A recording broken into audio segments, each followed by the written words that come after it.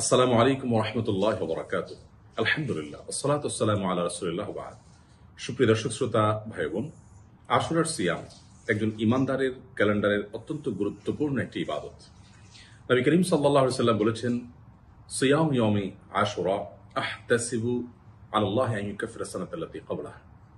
আশুরার দিনের সিয়াম এ ব্যাপারে আল্লাহ সুবহানাহু ওয়া তাআলার প্রতি আমার ধারণা হলো, এর মাধ্যমে আল্লাহ সুবহানাহু ওয়া তাআলা এক বছর পূর্বের ছোটখাটো সমস্ত গুনাহসমূহকে মাফ করে দেন। প্রিয় নবী সাল্লাল্লাহু আলাইহি ওয়াসাল্লামের উপর রমাদানের সিয়াম ফরজ হওয়ার আগে তিনি আশুরার সিয়াম অর্থাৎ মুহররমের 10 তারিখের রোজা খুব গুরুত্বের সাথে রাখতেন এবং জাহেলি যুগে মক্কার কুরাইশ এর কাফেররা পর্যন্ত মুশরিকরা পর্যন্ত রোজা রাখতো এবং নবী করিম সাল্লাল্লাহু আলাইহি ওয়াসাল্লাম এই সিয়াম পালন করতেন। পরবর্তীতে নবী সাল্লাল্লাহু আলাইহি ওয়াসাল্লাম রমজানের সিয়াম পালন করার পর সেটির ফরজ বিধান নাজিল হওয়ার পর এটিকে ঐচ্ছিক হিসাবে নফল আমল হিসাবে আখ্যায়িত করেছেন। এই বছর আমরা আশুরার সিয়াম আশুরার রোজা ঠিক কবে রাখবো এ প্রশ্ন শত শত হাজারো মানুষের। এ প্রশ্ন উত্তর আমরা বলতে চাই, আমরা যারা বাংলাদেশে অবস্থান করছি আমরা এই বছর আশুরার সিয়াম পালন করবো ইনশাআল্লাহ বিইذনিল্লাহ আগামী শনিবার অর্থাৎ 29 জুলাই শনিবার আমরা সিয়াম পালন করব। শুক্রবার দিবাগত রাতে সারি খেয়ে শনিবার আমরা রোজা রাখবো। এটি হলো আশুরার মূল সিয়াম। কিন্তু আমরা নিশ্চয়ই অনেকে জেনে থাকবো যে আশুরার সিয়াম একটি নয়, বরং দুটি রাখা হলো সুন্নাহ।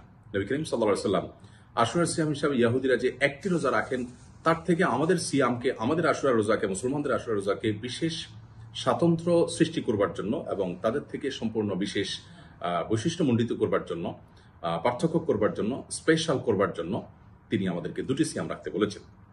অতএব আশুরার সিয়াম হিসাবে আমরা 10ই মুহররম অর্থাৎ আশুরার রোজা, সে দিনের রোজার পাশাপাশি তার আগে অথবা তারপরে যে কোনো একটি দিনকে সাথে যোগ করে আমাদেরকে রাখার নির্দেশনা তিনি দিয়েছেন।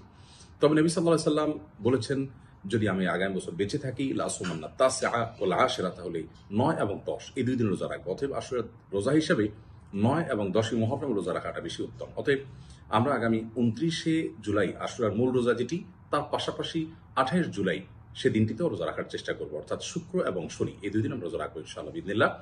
অর্থাৎ বৃহস্পতিবার দিবাগত রাতে সারি খেয়ে শুক্রবার এবং শুক্রবার দিবাগত রাতে সারি খেয়ে শনিবার রোজা রাখবো। তাতে আশুরার সিয়াম পালন হয়ে যাবে ইনশাআল্লাহ। আর কেউ যদি চাই তাহলে সেক্ষেত্রে তার যদি শুক্রবার রোজা রাখতে কোনো অসুবিধা হয় তাহলে শনিবার এবং রবিবার এই দুই দিন আমরা রোজা রাখবো। অর্থাৎ শুক্রবার দিবাগত রাত এবং শনিবার দিবাগত রাত আমরা সারি খেয়ে ইনশাআল্লাহ আশুরার সিয়াম পালন করবো। আশুরার সিয়ামের গুরুত্ব অপরিসীম, এর ফজিলত এবং মর্যাদা অনেক বেশি। অতএব আমাদের প্রত্যেকেরই সচেষ্ট হওয়া উচিত এই সিয়াম পালন করার জন্য। আল্লাহ সুবহানাহু ওয়া তাআলা আমাদের সবাইকে আশুরার সিয়ামের গুরুত্ব বোঝা, অনুধাবন করা এবং সুন্দরভাবে এই সিয়ামের ইবাদতটিকে সুসম্পন্ন করার তৌফিক দান করুন। আল্লাহ তাআলা আমাদের সকলকে মুহররম মাসে বেশি বেশি নফল রোজা রাখার যে সুন্নাহ আছে সেটিও জিন্দা করার এবং সেটিকে প্রচার এবং প্রসার করবার তৌফিক দান করুন। জাযাকুমুল্লাহু খাইরা। আসসালামু আলাইকুম ওয়া রাহমাতুল্লাহি ওয়া বারাকাতুহু।